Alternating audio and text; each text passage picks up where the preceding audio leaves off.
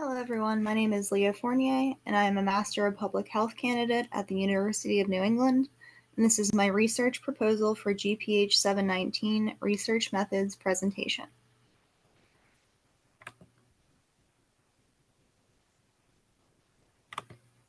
For my research project this term, I decided to investigate the link between preparatory PTSD training, screening, and treatment when indicated among U.S. police officers as my intervention group and compare overall tested quality of life scores against a control group who did not have the same preventative opportunities.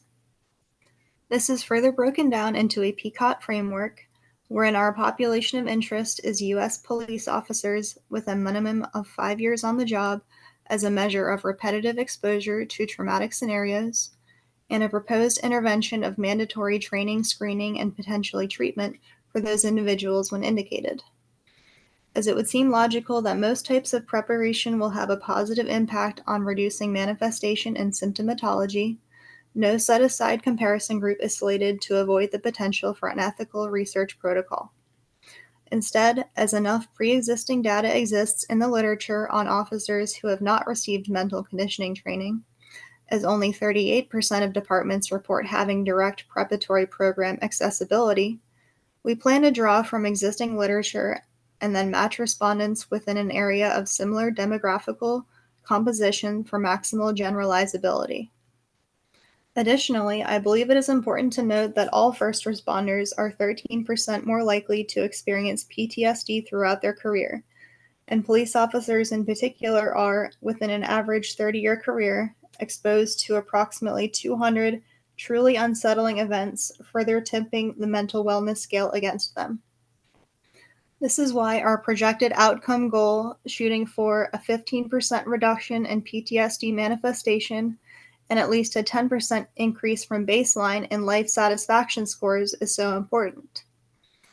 Now, our time frame is going to be 3 years in length. This time frame was chosen for a couple of reasons. Firstly, because the study is largely exploratory in nature, but also because on average, officers of the law live a whopping 22 years less than their civilian counterparts, and about 7.8 years average life expectancy following retirement. While many factors contribute to this shocking statistic, the goal of our research is to evaluate how specific mental stressors may contribute to this waning lifespan.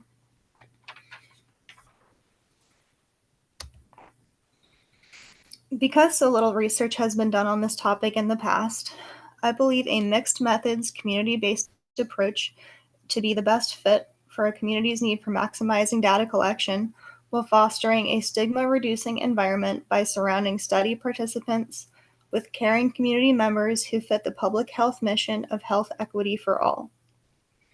Quantitatively, we plan to utilize the validated and well-established Flanagan Quality of Life Scale, as well as the NovoPsych Professional Assessment to measure overall contentedness on 5 and 7-point Likert scales that inquire as to a participant's health, personal well-being, and material security while allowing flexibility in response. Qualitatively, we would very much like to host group and individual interviews with selected participants that are audio and written transcribed to provide open-ended opportunities for officers to voice occupational concerns or offer any additional insight that may assist us or future research teams in bridging the information gap further. GPower analysis is a statistical software program we used to determine necessary sample sizing given an effect size of 0.3 and a standard alpha level of 0.05. At minimum, GPower recommends 172 officers be enrolled, and this can easily be done by accessing the 2024 Law Enforcement Agency roster developed by the Justice Department. This is a census of every officer within a state police capacity, as well as over 16,000 additional sheriff and municipality departments, where ideally 50 participants per department type and across every state are recruited to augment translatability. We would also collaborate with the Community-Oriented Policing Services Office, or COPS for short, to ensure that departments are effectively outfitted for mental health first aid as required by the Law Enforcement Mental Health and Wellness Act since 2018.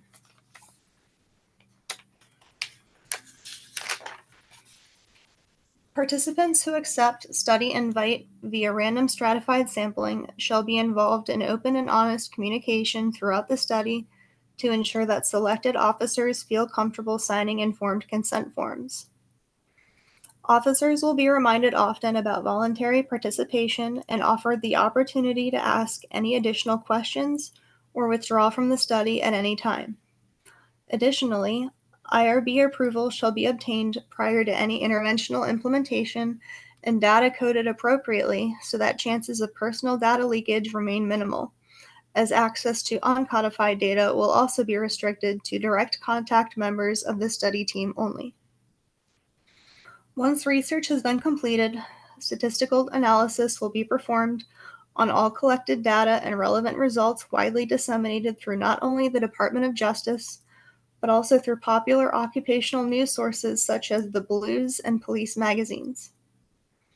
By collecting the previously specified data, we can gain a much better understanding of not just officer mental health, but also mediating and moderating factors that are beneficial or detrimental to their health equity. Thank you so very much for your time and consideration.